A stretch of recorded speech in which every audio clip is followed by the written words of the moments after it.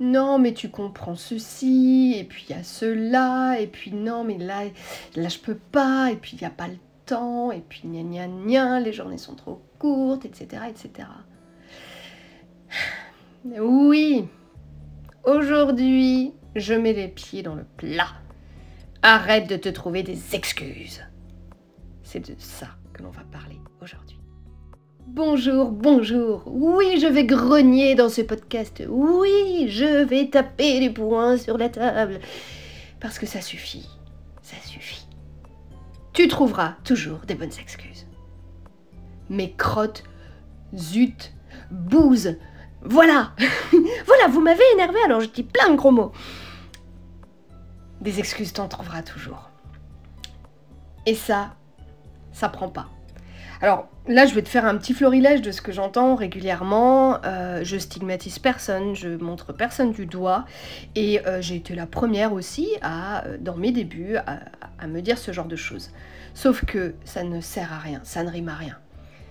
Alors quand j'entends ouais mais là tu comprends, bah tu vois, avec l'année 2020 que nous avons vécue, il y a plein de gens qui se sont remis en question et puis pouf, 2021, il s'installe. Et ben tout autour de moi, tu comprends, j'ai plein de nouveaux qui s'installent, donc voilà quoi, ça peut pas fonctionner.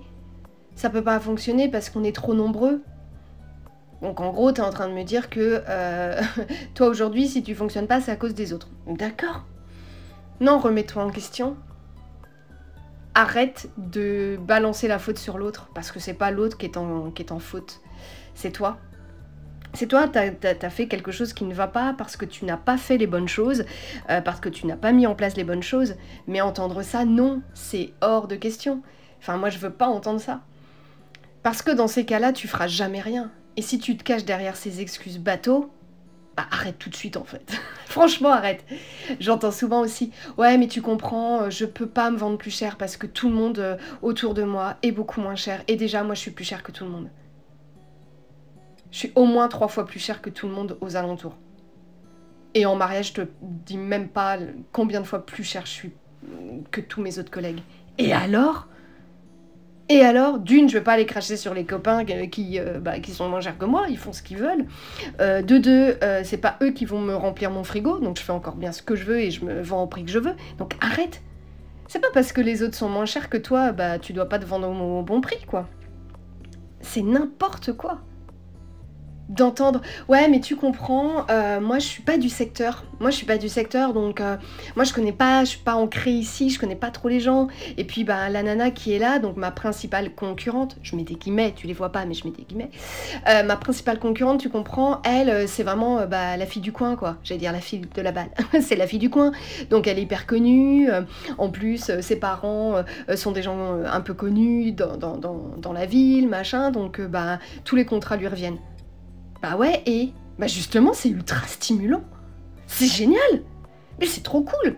D'une, va rencontrer cette personne déjà, va la rencontrer, va lui parler, vois avec elle. Il y a peut-être moyen de voir que cette nana, c'est pas une concurrente et que ça peut être justement une super collègue avec qui tu peux travailler. Puis vous avez peut-être remarqué que vous faites pas les mêmes choses. Donc d'autant plus d'être collègue et de bien s'entendre, c'est génial parce qu'on peut s'envoyer des clients. Hein, parce que si elle fait pas ci et que toi tu fais ça, voilà, vase communicant.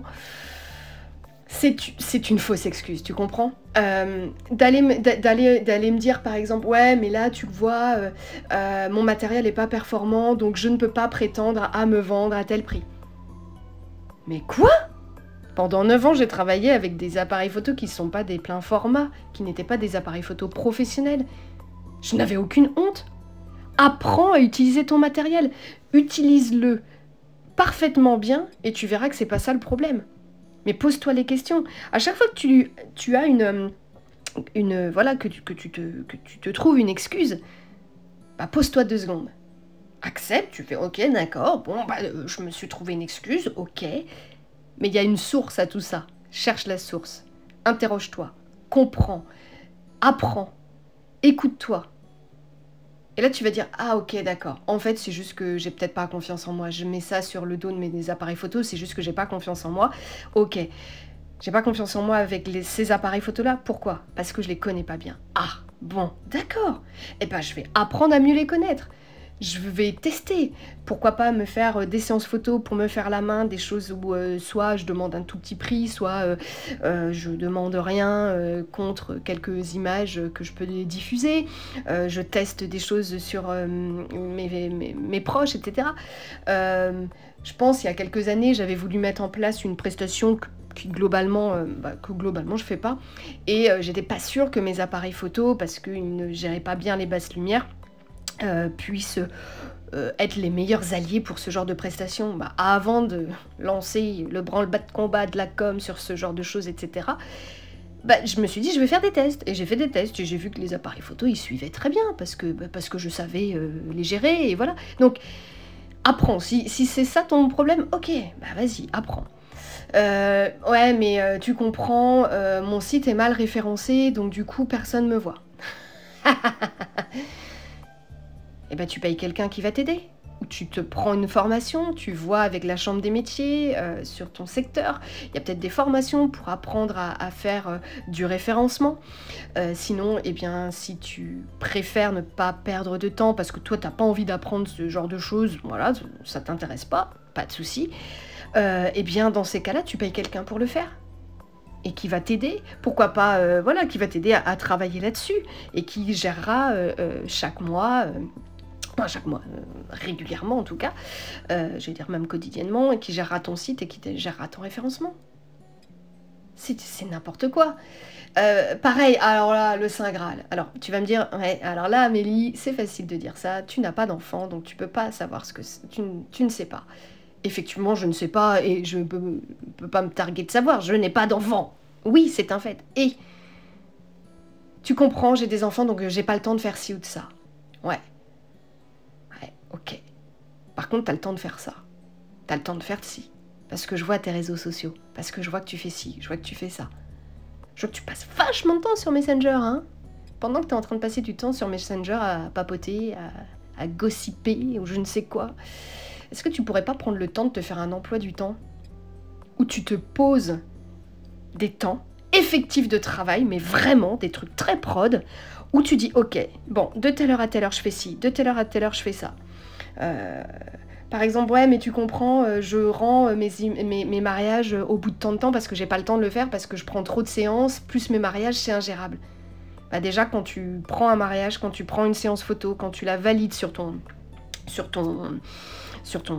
quand tu l'as validé, sur ton agenda, tu bloques aussi des temps de post-traitement. Ah mais tu comprends, moi, alors, ouais, je sais pas, moi par exemple, j'ai un mariage le samedi, le lundi, mardi, mercredi, c'est du post-traitement, je prends pas de rendez-vous, ok. Mais on va me dire, ouais mais ça, moi tu vois, je peux pas le faire parce que tu comprends, j'ai des enfants, et je peux pas le faire. Tu l'étales, tu adaptes à ton planning, tu adaptes à ta vie, bien sûr que le mercredi tu peux pas parce que tu dois envoyer Valentin, j'allais dire à l'aquagym, oui, à Zoumante, puis tu dois envoyer Jérôme au poney, puis tu dois envoyer Mélanie à la danse, et que tu fais que de courir parce qu'après il faut aller les récupérer, oui, là t'as pas le temps, et alors? Tu adaptes ton planning. Arrête de trouver des excuses.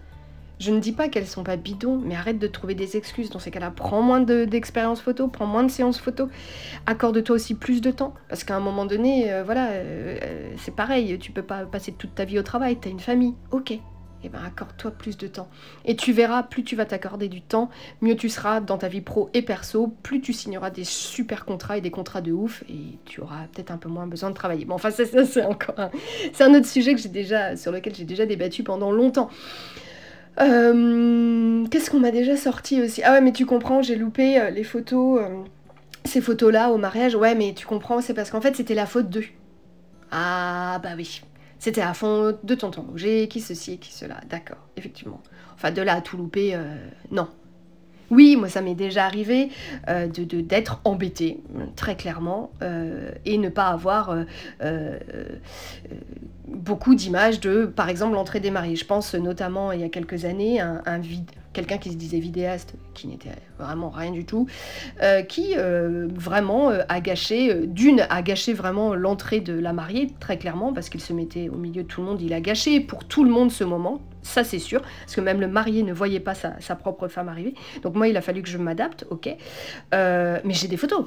J'en ai pas 150, c'est sûr, et j'ai pas les plus belles. Mais ça, comme m'avait dit la mariée, qu'est-ce que tu veux? Forcément, tu n'y es pour rien, puisque même moi, je n'ai pas vu et je n'ai pas vécu mon entrée dans l'église, puisque j'étais embêtée par ce gars. Voilà, j'entends tellement de choses du style « Ouais, mais chez toi, c'est beau parce que tu vis en Bretagne, quoi. Donc, t'as plein de jolis endroits. Moi, tu comprends, je vis dans un endroit, c'est pas beau. » Oh non, enfin, bon, arrête, quoi. Enfin, alors, on est en France, quoi. Alors, y a des endroits qui sont pas fifous, oui, mais enfin, tu fais quelques kilomètres, quoi, et tu vas trouver des endroits un peu plus sympas. Faut arrêter, quoi. J'en entends et je pourrais comme ça t'en sortir encore des dizaines et des dizaines. Mais tu vois l'idée. Je t'ai sorti des excuses qui me semblent bidons.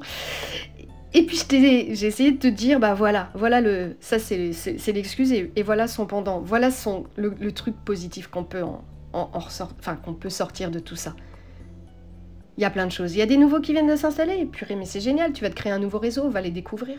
Alors tu vas me dire, ouais, mais Amélie, tu vis dans le monde du oui-oui, tout est beau, tout est machin. Non, carrément pas, bien sûr que non, tout n'est pas beau, tout n'est pas formidable. Mais en même temps, si on ne fait pas l'effort d'eux, on n'y arrivera pas. Et forcément, tu seras toujours dans un cercle vicieux. Alors stop, on arrête de se trouver des excuses et on avance et à nous le cercle vertueux. Wouhou. Bon allez, j'arrête. J'espère que ce nouveau podcast t'aura plu. On se retrouve prochainement pour une vidéo. Abonne-toi pour savoir quand est-ce que ce sera diffusé. N'hésite pas aussi à me suivre sur Instagram notamment ou sur Facebook puisque à chaque fois je préviens quand une nouvelle vidéo sera publiée ou un nouveau podcast. Voilà. Je te souhaite une très bonne fin de journée, une très belle journée, une bonne nuit, comme tu veux, et puis on se retrouve ici, là-bas ou ailleurs, qui sait.